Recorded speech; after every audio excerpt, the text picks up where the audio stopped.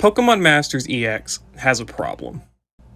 Before the video begins, I would like to state that this video is aimed towards the Pokemon Masters EX community, specifically people who are actively involved in the discussion of the game regularly, as well as the Pokemon Masters EX development team over at DENA, as well as related parties.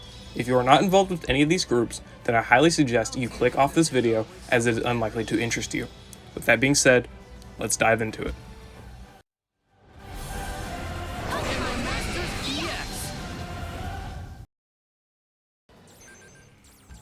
So going back to what I said at the start of this video, Pokemon Masters EX has a problem. I would like to specify that it's more so a collection of numerous problems that combine together to create a bigger, more encompassing problem. I put out a survey a few weeks ago where I asked people what certain aspects of the game they had problems with, and the results were quite interesting. I got over 60 submissions, which I would like to think is a solid amount, considering none of the bigger Pokemon Masters EX Discord servers were promoting this survey for me, and I'll be using the data from this survey, as well as my own personal thoughts and ideas, to structure the rest of this video. Before we move on, I would like to note that I personally enjoy this game a lot. Playing the game for over 2 years consistently and making YouTube content for a year covering this game further reinforces that statement. I'm not alone in this sentiment. Pokemon Masters EX has a sizable following and we all want the best for this game, even if we have unjustified complaints from time to time. I acknowledge that this game has a lot of wonderful aspects. Those very aspects are why we love Pokemon Masters EX and continue to play it to this day. On the other hand though, everything has its flaws, and I think that it's the obligation of the player base, whom I will be representing, to point out problems and justifiable criticism so that the development team may work to their best ability to create a game that is serviceable to a wider range of people. I would also like to add that if you, as a player of Pokemon Masters EX, agree with a lot of the statements and criticisms made in this video, I urge you to share it with other people. Not for my own popularity or ego, but because this video needs a sizable following in order for it to be taken seriously. Please also send this video in the feedback section of Pokemon Masters EX's menu, as well as comment down below any justifiable criticisms or ideas you have that I do not cover in this video. I don't want to waste any more time than I already have. Let's go ahead and go to the first segment of this video.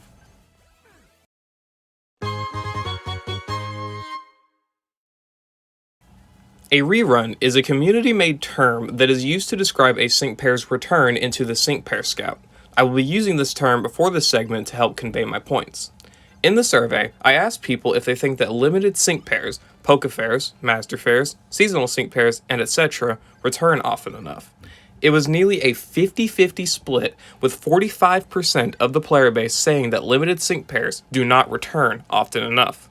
This may not be a majority of players, but it is certainly a noticeable percentage and should not be shrugged off. I, for the most part, don't have many complaints about limited sync pair reruns, though I do think that there are some certain examples that help convey this problem with this certain aspect of the game. I have 3 major examples that I will list off. Our first victim of the rerun scarcity is Signasuit Leon and Eternatus. Make no mistake, you have likely seen the sync pair return often in Pokefair Select Scouts, but I will wager with 100% guarantee that if you have played for less than 2 years, those are the only scouts you have seen this sync pair. Signasuit Leon has been a prominent featured sync pair in Pokefair Select Scouts, but has not had a rerun with the non-paid gems ever since release. To put that into perspective, Signasuit Leon initially dropped on August 12th of 2021. Factoring in the days that he was available, that is over 700 days that this sync pair has been unavailable for non-paid gems. I think that he is a notable example of this persisting issue in Pokemon Masters EX. The second victim is Signasuit Cyrus and Darkrai. Like Signasuit Leon, Signasuit Cyrus has not had a non-paid gem rerun ever since his release back in February of 2022. This is roughly half a year after Signasuit Leon. However, Signasuit Cyrus has only been featured twice since his initial debut. He was featured during the 3rd anniversary in a Pokefair Select Scout and May of 2023 in a random paid scout, where you didn't get to choose who you obtained. Signasuit Cyrus, in my opinion, is a more impactful sync pair than Signasuit Leon and Eternatus for the fact that he is able to set Dark Zone, an ability that is still quite limited, as well as other abilities that are unique to him. He is a sync pair that many have hoped to obtain, even now over a year and a half after his release. Finally, the last sync pair is one that has actually recently had a rerun. Elisa, Classic, and Emolga, who I will refer to as Classic Elisa for simplicity. Classic Elisa released in December of 2021, over 20 months ago, and was only available once during that entire time span until recently. She was available on a Pokefair Select Scout for the 3rd anniversary. This wouldn't be too bad if it wasn't for the fact that she was featured on the same Pokefair Select Scout as Signasuit Cyrus. This means you had to take 2 sync pairs with extremely limited releases and choose between them. You couldn't even spend more paid gems, the premium currency, to try and guarantee both, since a Pokefair Select Scout is a one-time scout. This means if you happen to miss Signasuit Cyrus or Classic Elisa on release, or happen to not be playing, you wouldn't be able to obtain both of them, and still would not be guaranteed the former to this very day. Classic Elisa very recently got a non-paid gem rerun in September for the release of the high-score event, Electric-type Masters. This means she only had 2 opportunities to be obtained in the past 20 months, one being a limited Pokefair Select Scout, and one finally being a non-paid scout. Let it sink in that it took this character over 600 days to finally be re-released for free. In my opinion, that is far too long. Overall, these 3 characters are prime examples of sync pairs who have either had extremely limited reruns or have only had paid reruns, where people had no opportunity to be able to try for them with non-paid gems. This doesn't even include characters like Signasuit Steven, who debuted over a year ago in August of 2022, who has not even been made available with paid gems. I repeat, Signasuit Steven has had no method of obtainability since his initial release, over a year ago. I want people to think about certain sync pairs they want to obtain, and how recently and how often they were made available. There is never a guarantee that a sync pair will rerun in a timely manner. Sync pairs like Signasuit Leon and Signasuit Cyrus have taught us that. Oh, and let's not forget Bede, who has rerun for free around 3 times since his release. This current system of sync pair reruns is quite unbalanced, to say the least. I know I only went over Pokefair Scouts here, but the same concept can be applied to other sync pair scouts like the Variety Scouts. The first Variety Scout released back in November of 2022, with Chris, Lucas, and Lyra being featured, and they have yet to be re-released, alongside every other Variety Scout sync pair.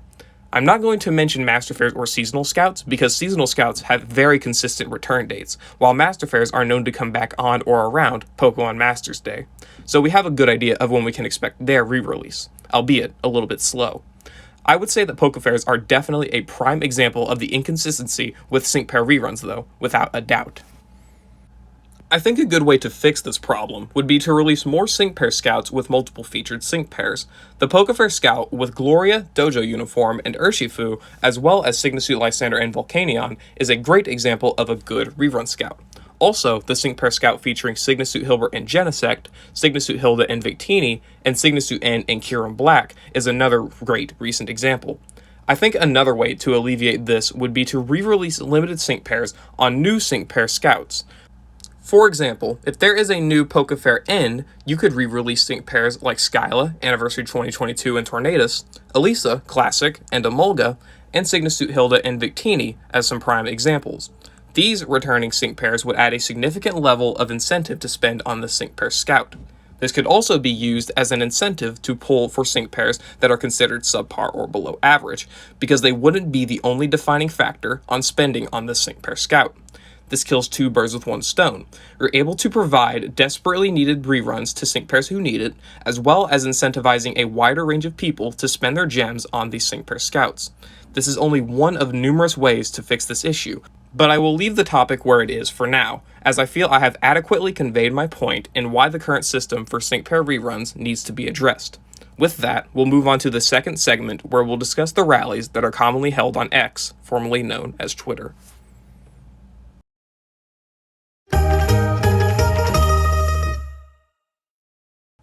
X, formerly known as Twitter, rallies have been a common staple of Pokemon Masters EX. I want it to be known that when I refer to rallies, I am solely talking about the ones that are posted on X, where we can have repost goals to reach, or missions and events to be in-game. I am not referring to rallies such as the run-up to 4 years rally, or anything else similar to that. Moving on, we've had dozens of rallies since their game's release, and they are a major part in bringing the community together in order to complete repost goals and other tasks in order to obtain rewards. We've had many good rallies in the past, such as the rally where we had to defeat the Ancient Brawl event numerous times in order to get rewards such as gems, move candies, and 5-star power-ups. However, modern rallies, especially the last two at the time of writing this script, have left an exceptional level of disappointment in the mind of the player base. The Galar Villain Social Rally Part 2 was one of them, in which the rewards were 30 Scout tickets, 25 5-star power-up tickets, and 50 Champion Spirit. These, in their own rights, are not outright bad, but this rally never included things like move candy coins or, more importantly, non-paid gems. I don't want to sound ungrateful at the, essentially, free rewards we get from these rallies, but with the amount of sync pairs that are released on a monthly basis, especially around the time of the anniversary, we need a sufficient amount of non-paid gems. This rally not including non-paid gems is such a big deal that the player base even decided to not repost on the rally. The goal was 20,000 reposts, but the rally only received about 18,000 reposts before it was over. The development team gave out the rewards anyway, but this definitely sends a message that the player base wants better rewards, mostly non-paid gems, in the X rallies. The second rally was the special event Stop the Evil Mastermind rally. This was released alongside the specified special event of the same name, which required players to beat missions in-game in order to receive rewards. This rally's rewards were far better and, in my opinion, adequate. We were able to receive 1 Striker Move Candy Coin, Tech Candy Coin, and Support Candy Coin each, and were given a free ticket which guaranteed us a Team Rocket executive that were also featured in the Team Rocket Variety Scout. This is a great reward as all of the 4 have good abilities. However, this rally still did not include non-paid gems. I'll go into the non-paid gems in its entirety in a later segment of this video, but to keep it short, not having the potential of 3,000 non-paid gems from this rally had a big effect on the player base. This left many people to think that the game was getting more and more quote-unquote stingy, for a lack of a more proper term, with the amount of free rewards it was able to give out. Again, the free Team Rocket Executive was an amazing reward, but having 2 X rallies back-to-back without non-paid gems has got many people upset and thinking that this may be the new norm, which it shouldn't be. I think giving out 3,000 non-paid gems should be the minimum amount for any given X rally, and of course, this shouldn't affect the other rewards. Giving out move candy coins, 5-star power-ups, scout tickets, and other useful items should remain as well. I would also like to think that roll cake coins could be added in the future, but I'll leave that where it is. I would like to note that this segment of the script was written before the release of Akari and Ray, and therefore their coexisting X rally. I simply did not edit the script to include that, but I still think the rally is a prominent example of this persisting issue, but I am thankful for the addition of roll cake coins in these rallies. By the way, you're probably wondering what the survey results were when it came to these X rallies. Well, out of nearly 70 votes, 70 as of the time of recording the script, over 90% of the surveyors said that the rewards were insufficient. Going into more detail, almost all of the surveyors mentioned that the distinct lack of non-paid gems in these rallies were a bad sign and that they should be a requirement. I think this alone is able to reinforce the idea that the player base is mostly unsatisfied with the modern X rallies and that they need to offer better rewards. As stated previously, I am grateful for the rewards that can be obtained from these rallies, but I think that the lack of specific rewards can definitely hurt Pokemon Masters EX in the long run, as shown with the Galar Villain Social Rally Part 2, where the amount of reposts were significantly lower due to the lack of non-paid gems. I hope that rallies can be potentially revamped in the future where far more people should be obligated to repost or participate in them. So, both the player base and development team can benefit, gaining new players as well as boosting players' perception of the development team. At the very least, non-paid gems should be kept on these in almost every single rally posted. Anyway, let's move on to the next chapter where we'll discuss the rates at which featured sync pairs can be obtained in the Sync Pair Scout.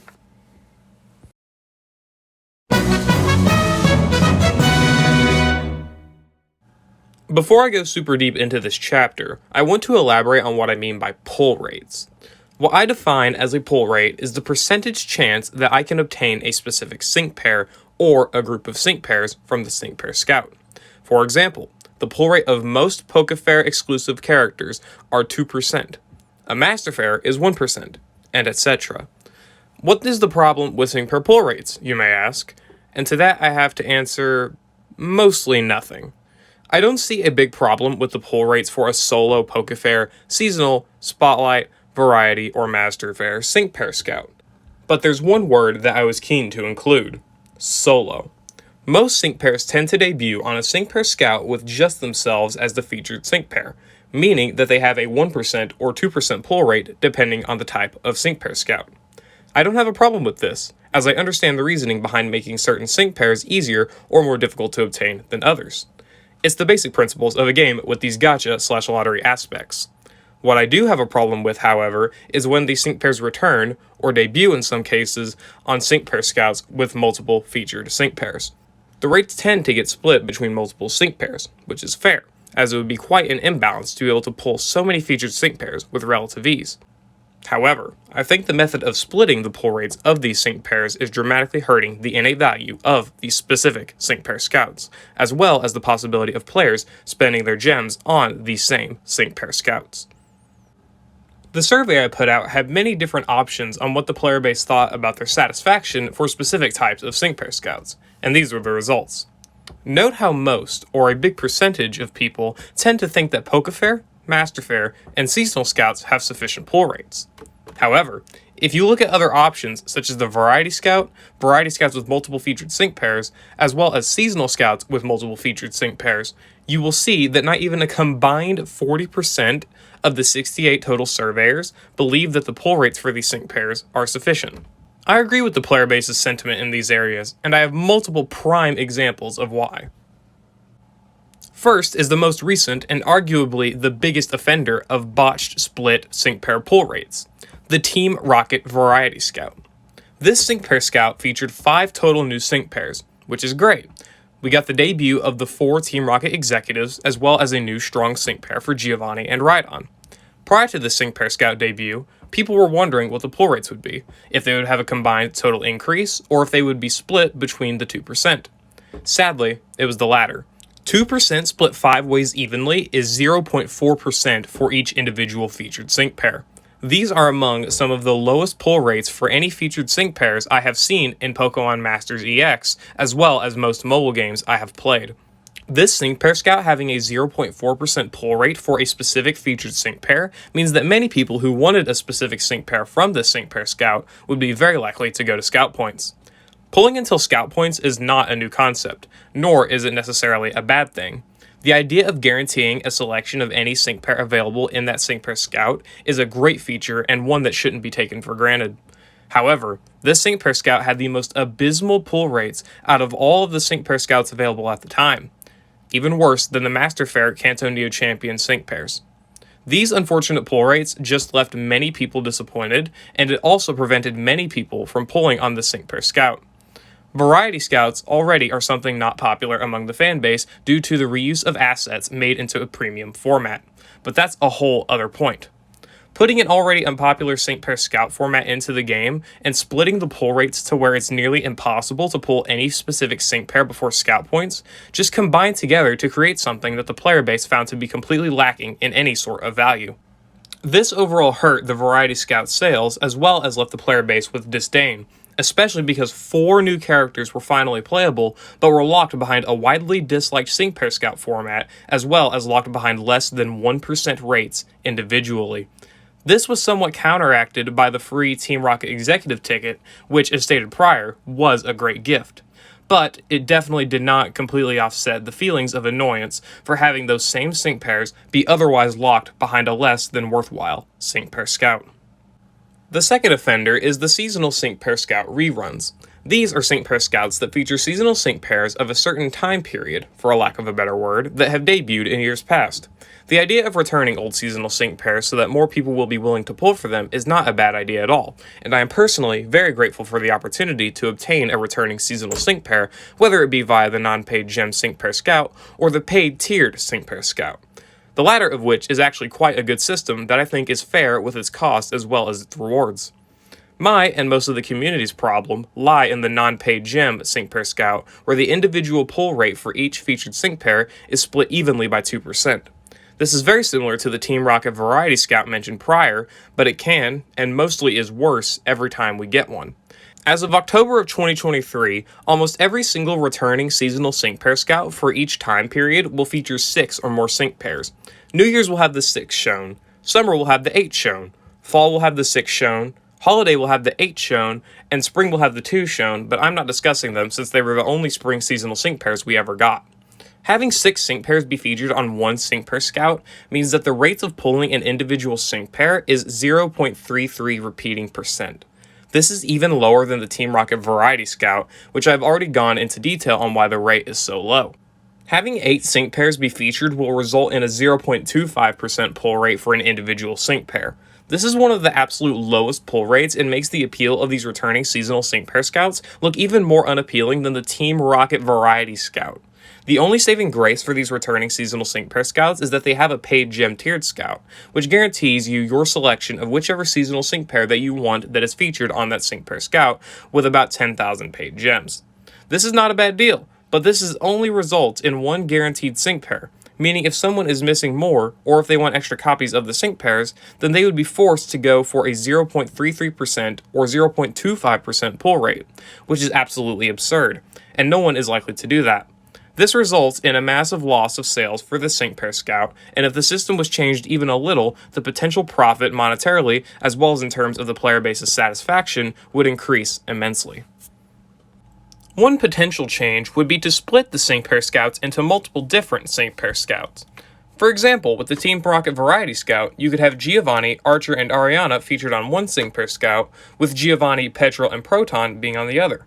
This would result in a 0.66 repeating percent pull rate for each sync pair, which is far better. Same goes for the seasonal sync pair scouts, where 3 featured sync pairs on each banner would result in a 0.66 repeating percent pull rates, and 4 featured sync pairs would yield 0.5% pull rates. I, however, don't think this change, at least for seasonal sync pair scouts, will work forever, as the amount of sync pairs featured in these returning seasonal sync pair scouts increases every time we get new ones, which is every year.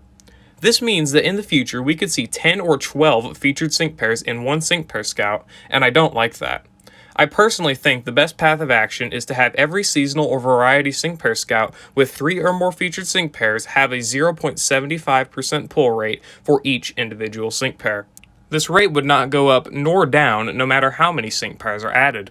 Eventually, in terms of returning seasonal sync pair scouts, this would mean that you would have up to 8 to 10 featured sync pairs each at a 0.75% pull rate, a combined rate of 6 to 7.5%. I understand this is unreasonable, so I propose to have not more than 5 featured sync pairs on each returning seasonal sync pair scout. Simply make multiple seasonal sync pair scouts that each would have this individual 0.75% pull rate. Using the holiday seasonal sync pair scout as an example, you could feature 4 of them on one seasonal sync pair scout and 4 on the other, each individual sync pair having a 0.75% pull rate, making them far more appealing.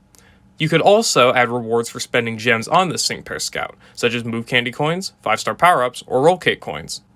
I also would recommend making the tiered sync pair scouts something the player can do infinitely. It would cost the same amount of paid gems, and you can even remove the 5-star power-ups past the first rotation. Overall, these are simple ideas that I made up myself, and of course they may not get put into practice. I'm simply using the example and evidence from my survey to convey to the development team that the current method for sync pair pull rates and aspects such as the Team Rocket Variety Scout and most returning seasonal sync pair scouts are insufficient and should be changed or reworked to better satisfy the player base, so that these sync pair scouts may yield more value and boost the rates at which the player base are willing to spend their gems on these sync pair scouts. I know I didn't cover things like Spotlight Scouts or Pokefair Scouts that have multiple featured sync pairs, but I feel that these individual pull rates for those sync pairs are fine enough as is, especially Pokefair Scouts with multiple featured sync pairs. Pokefair Scouts, such as the triple feature Pokefair Scouts that have released alongside the Legendary Gauntlet, or the double feature Pokefair Scout that include Gloria, Dojo Uniform, and Urshifu, as well as Signasuit Lysander and Volcanion, provided good pull rates and overall good value. If we could have those same aspects of these sync pair scouts applied to things like the variety or seasonal scouts, I would be all for it. Anyway, let's move on to the next chapter where we will cover monthly non-paid gem counts.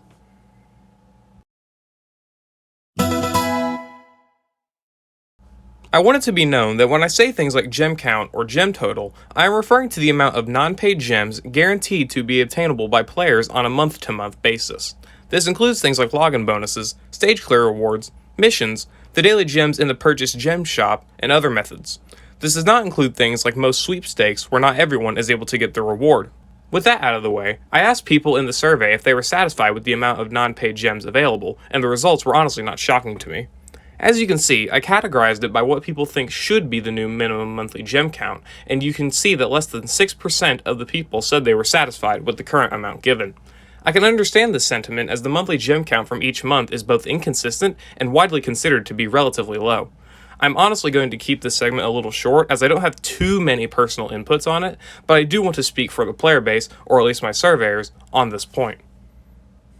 As you can see, most surveyors stated that they would prefer a range of 28,000 to 36,000 non-paid gems per month, and this is not including the months where the anniversaries are held, being most of March and most of September. I understand this sentiment and a lot of people's reasoning for this because Pokemon Masters EX releases a large amount of sync pair scouts every single month, and the player base feels that they should have a little bit of breathing room to try and pull for some of the sync pairs featured on these sync pair scouts. I understand the idea of wanting people to spend real-life money to obtain paid gems and go for sync pairs that way, but I feel with the amount of sync pairs releasing each month, which was 12 between August 28th and September 18th, players should feel comfortable at least being able to guarantee themselves one sync pair out of that batch.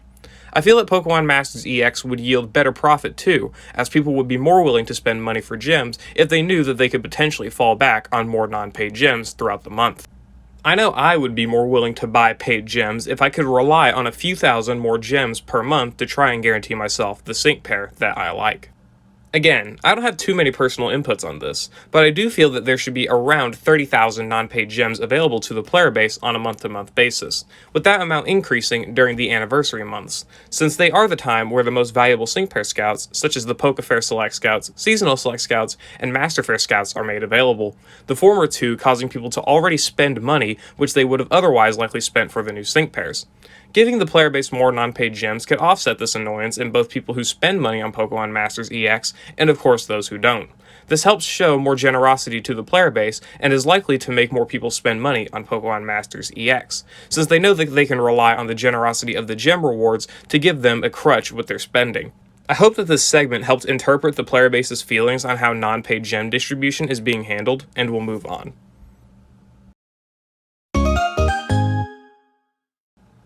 The information for this segment may seem a little different from what was asked on the survey, but I want to bundle some different information into this segment as I feel it best fits here. First, I asked the surveyors what their thoughts were about the lack of the training area reward boost rallies, blissful bonanza events, as well as the time-limited missions for the legendary arenas in the past few months. The survey had a completely unanimous vote that these events should return or have their rewards incorporated into other events. As you can see, literally no one voted no. I feel that this is obvious, and I don't understand why we've been lacking these events recently, as the rewards, even outside of the non-paid gems, which are subjectively the most important reward, are really useful to the players, like Lucky Cookies and Scout Tickets. These events simply coming back each month, maybe multiple times a month, are a basic fix, and again, I'm not sure why these events have lack availability for the time that they have. All of these events' last runs were in July, with the Blissful Bonanza and Training Area Reward Boost Rally being on the 14th, and the last set of Legendary Arena limited time missions being for Cobalion on the 28th. Again, simply return these events on a regular basis, and that's all that needs fixing. For the second portion, I want to talk about returning older story events. We've had many story events return, such as the Revel and Rivalry event, which had its return recently alongside the return of Bead, as well as events like Melancholy Wally and the return of specific seasonal events during their time period. I'm more so referring to story events that have never returned or have not returned in a while, such as the Verdant Guardian, Passio Friendiversary, or Shining Heart of Dragons story events. There are definitely more examples, but these are the ones that I know for a fact have not returned since their debut, as I have played Pokemon Masters EX consistently since the second anniversary, only taking a break around the 2.5-year anniversary, which is why I like the medals for 2 of the prior mentioned events.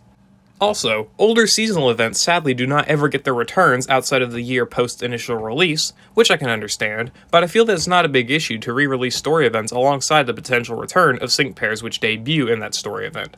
For example, returning the Verdant Guardian story event with the previously returned Signasuit Serena back in September.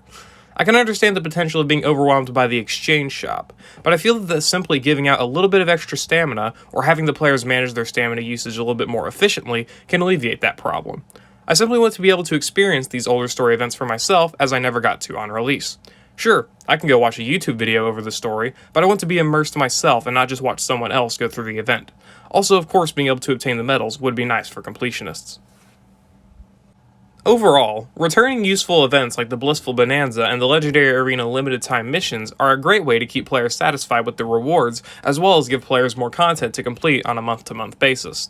Returning older story events, and maybe even solo events as well, would definitely be nice for older players to get some nice rewards again, as well as give newer players the ability to immerse themselves in nice stories that Pokemon Masters EX is able to provide, and give them a true showing as to what this game can be about.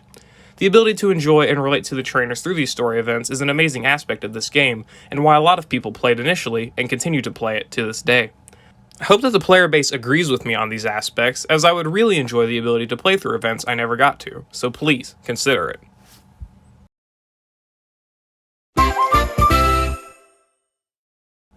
PSA, this part of the script was made before Lenora and Watchhog were announced. However, all of the points brought up are still in full effect. Have fun. As we all know, Spotlight Sync Pair Scouts are where you can spend your gems to pull for sync pairs that are either in the general pool or will be in the general pool after their release. If that sounds inherently flawed as a scout format, you would probably be right. I'm going to just dive into this segment and say that Spotlight Sync Pair Scouts need an entire revamp. As it stands, the Sync Pair Scouts are only ever pulled on by people who are immense fans of the sync pair, or people who pull for every sync pair on release. Almost every casual player will look at a Spotlight Sync Pair Scout and just swipe away from it to use their gems on another Sync Pair Scout, whether it be a Poke Fair, Master Fair, Seasonal, or otherwise. The evidence I have to back this up is the fact that we haven't received but only 3 new Spotlight Sync Pairs in 2023. I don't know when this video will be uploaded, but that is at least 10 months and we have only obtained 3 Spotlight Sync Pairs. Shauna was released back in January as a Spotlight Sync Pair, and Olympia was released in August. This makes a 7-month gap between Spotlights, which is the biggest gap between Spotlight Sync Pairs since the game's release. Again, the reason for this is because people know that the sync pairs will eventually go into the general pool once their sync pair scout ends. These sync pairs also tend to be relatively strong, but nothing comparable to modern Poke Fairs or any other premium scout format. This adds further reasons to why people don't pull for them. The only opportunity I see for Spotlight Sync Pairs is right before the anniversary and right after. This is because Spotlight Sync Pairs don't get added to the ticket scouts until the anniversary following their release, and even then, it's only if you released roughly 3 or 4 months before the anniversary that you'll be in the ticket scouts at the following anniversary. This means that the general time frame for Spotlight Sync Pairs to be added is between August and January, seemingly. The August time slot is clearly the best time to release Spotlight Sync Pairs since they won't be added into the Ticket Scout for a full year. This is why Courtney and Looker released back in August of 2022, and Drasna and Malva in August of 2023. Also, I think Faulkner and Sydney were in that same time slot for 2021, but I'm not going to bother confirming that, since I didn't play Pokemon Masters EX then. So now you know the player base's thought process, as well as the potential thought process of the developers on why and when Spotlight Sync Pairs get pulled for. Let's go into some ways to fix them. Firstly, I like the opportunity to guarantee a copy of the new Spotlight Sync Pair, as well as their EX, with 7,500 paid gems. This is a good deal, and I don't think it needs to be modified in any way. The normal Spotlight Sync Pair Scout, however, should be modified or removed entirely. I have 2 ways to potentially fix the Spotlight Sync Pair Scout system, and a few suggestions from the surveyors. Also, for those who care, over 55% of the surveyors responded that the Spotlight Sync Pair Scout system was being handled poorly, so take that for what it is. The first method for fixing the Spotlight Sync Pair Scout format is to raise the rates of pulling the Spotlight Sync Pair. Currently, Spotlight Sync Pair Scouts, which at this point I'm just going to refer to as Spotlight Scouts to keep my fingers from shutting down on me, have the same rates as a Seasonal Sync Pair Scout. The rates are 2% for the featured sync pair and 7% for 5 stars overall. I think that this should be changed to where the featured sync pair should be 3 to 4% as a pull rate, and overall 5-star pull rate should either be changed to 10% or have a guaranteed 5-star at the end of every 11 times scout. This overall would raise the rates for these sync pairs and would incline people to pull for them more. Combine this with making the sync pairs overall more valuable to pick up, and you may have more people willing to spend money to obtain these sync pairs. This method could definitely work, but I don't think that it changes people's ideas too much that the Spotlight Scout system is lacking value compared to other premium sync pair scouts. My personal idea, which of course is just an idea, is to take releasing Spotlight Sync Pairs and put them on Poke Fair Sync Pair Scouts instead. I don't mean to make these Sync Pairs Poke Fairs themselves, I mean to put a Sync Pair that will go into the general pool on the featured list of a Poke Fair Sync Pair Scout. I'll provide a new Poke Fair N as an example. Let's say that this N has a 2% pull rate being a Pokefair like normal. That's fine. The change is that if we take, for example, Lenora, who would be normally featured on her own Sync Pair Spotlight Scout, and put her on the featured Sync Pairs for N's Pokefair Sync Pair Scout. Her pull rates would likely be 1 to 2%, and N's would stay at 2%. This, in my opinion, would add more value to that N Pokefair Sync Pair Scout, and would potentially get more people to pull for that Sync Pair Scout instead of having N and Lenora be individual Sync Pair Scouts. I do recommend keeping the Spotlight Scout where you can pull Lenora for 7,500 paid gems, but have her be available on N's Pokefair Sync Pair Scout instead of just her own individual Spotlight Scout. This can help promote other Pokefair Scouts with less popular or less desired sync pairs, such as Argenta and Skarmory, where instead of just having them be available, you could potentially put a Spotlight sync pair like Byron on her Pokefair Sync Pair Scout as well, and help add a better combined value to that Pokefair Sync Pair Scout and increase overall profit. Again, Byron would be available via the same 7,500 paid gem scout option as well. To specify, the hypothetical Lenora and Byron in this situation would go into the general pool after their respective Pokefair's Pokefair Sync Pair Scout has ended. Just that Pokefair would be a Pokefair exclusive, and these sync pairs would be available in the general pool. I do think combining sync pair scout formats into one is a good idea for overall profit increase, as well as incentivizing people to pull on the specified Pokefair sync pair scouts even more. This would also quell people's disdain for having too many sync pair scouts available at once. I remember on September 25th, over 15 sync pair scouts were available at once, which is a little absurd.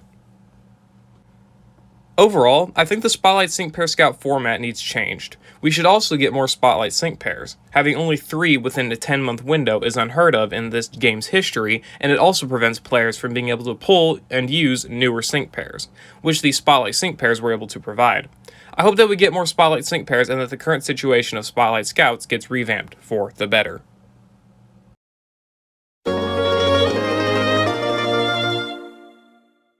I have a feeling that this segment is likely to contain some of the strongest opinions of the player base, so I'm going to do my best to incorporate the surveyors' feedback as best as I can in this segment. To begin with, I want to say that the system of being able to get sync pairs to higher move levels without having to spend gems on their sync pair scout is amazing. It is a feature that I am so grateful exists, and it is absolutely one of the most generous things that can be offered in a game like Pokemon Masters EX. However, the obtainability of move candies, the way to increase move levels without extra copies of the sync pair, are quite inaccessible to a lot of players in some aspects. Here's the survey results. I asked players if they think that we receive enough of specific move candy coin types per month, and as you can see, the responses are quite clear. I wanted to point your attention to the bottom, where the response was if the user thought we received an insufficient amount of all move candy coin types per month, and you can see that nearly half of the surveyors responded with that. I also want you to notice the 4th and 5th responses, where I asked if the users thought we received a sufficient amount of sprint and field move candy coins specifically per month. As you can tell, only one person picked that option out of over 65 surveyors. I'm going to summarize each response by putting the move candy coin type on the line where the question is, and if there's no slash through the move candy coin, then that response is referring to the player base being satisfied with the current appearance rate of that type of move candy coin. If there is a slash through the move candy coin, then that's referring to the response where the player base is unsatisfied with the appearance rate of that move type of candy coin. Notice how the chart's general trend is leaning towards the player base wanting more move candy coins. I think that this desire is justified. As it stands, on a month-to-month basis, we get roughly 6 premium sync pairs per month. This counts Pokefairs, Seasonal Scouts, Variety Scouts, and Master Fairs. Starting from the July dev letter, we got 6 premium sync pairs. Starting from the August dev letter, we got 3, because 2 were Spotlight sync pairs. Starting from the September dev letter, we got approximately 11.5 premium sync pairs. It was the anniversary, however, so this can be considered passable. Also, I say half because I am counting Tina, but she is a 4-star, so 11 if we don't include Tina, 12 if we do. But she doesn't add to my point, so I'll just exclude her. So as I said, given this trend, we can conclude about an average of 5 to 7 premium sync pairs per month. That's not too bad, as it makes sense, but what doesn't make sense is that in some cases it takes 3 months to get a specific move candy type, and in other cases, it can take up to half a year. I'll be forward and say that I personally believe we receive a sufficient amount of striker, tech, and support move candy coins per month. We average about 7 to 10 per month, and that gives us 2 to 3 months for a candy, which I think for a free move level is worthwhile. However, the newly introduced sprint and field roles, I personally, as someone who played every event freely obtainable and have only obtained 4 sprint move candy coins and a single field move candy coin, these amounts are far too low, and I get that the sprint and field roles are new, but this is ridiculous to me. With the introduction of a new role, I would think that these move candy coins would be obtainable at least on the same level as the 3 main roles, but they aren't. So a player is forced to use their all-purpose move candies instead, which most people either don't have or aren't willing to use anyway unless it's their absolute favorite sync pair. This practice of blocking all other options of being able to obtain move levels for your sync pairs is a tactic that has agitated the main player base a severe amount. I mean, look at the survey results again. 1 vote for satisfaction with field and sprint move candy coins. It's absolutely absurd. Thankfully, they gained 7 sprint candy coins for free, which is good. But field is still only at 3 coins obtainable. That is the same amount as normal move candy coins, which are the epitome of rare. Like what? The complete lack of these coins, field more so than sprint, for 2 months now is very worrying, and I hope that we can at least get a raised amount for them, especially with the amount of premium field and sprint sync pairs that have already released within the approximate 2-month gap between now and the debut of the field and sprint roles. We have 5 sprint sync pairs and 4 field sync pairs, and seemingly only 10 sprint move candy coins and 4 field move candy coins to work with. This is unacceptable to me, and I feel that we should have at least around 12 of each within this 2-month gap. Like the fact that field move candy coins are more rare than regular move candy coins just speaks volumes as to how poorly handled this has been so far, and how us as a player base desperately desire change. Regular move candy coins should also receive at least a small boost in availability. I would say maybe 5 minimum per month. With the increase in overall premium sync pairs over the years and the introduction of the new roles, having these move candies be more accessible is only going to improve relations with the player base. It is unlikely to impact sales on sync pair scouts negatively, as there will still be the need to wait and build a move candy over the course of multiple months. So the need to pull multiple of the featured sync pairs will still retain its value.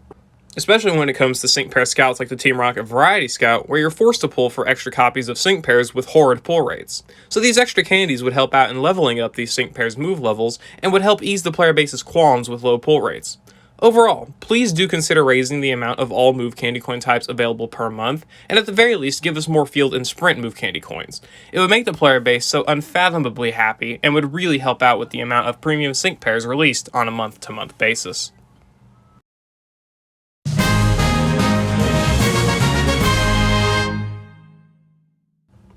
Well, this specific topic has a lot of mixed feelings, I'm sure. EX roles were introduced during the 4th anniversary of Pokemon Masters EX, and as can be implied, an EX role gives your sync pair an additional strength based on what type of EX roll cake you feed them.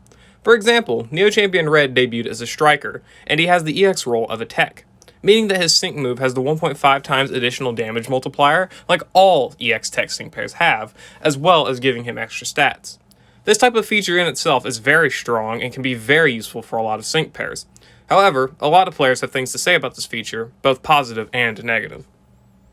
I'm going to keep a few points short. I think that EX rolls are a good feature entirely, but the method of obtaining roll cakes and roll cake coins can be improved upon. The daily region rotation giving us roll cake coins is good, as well as the daily voucher exchange being added. But I do think that roll cake coins can be offered in a variety of ways, such as battle point rewards, champion stadium point rewards, or other methods.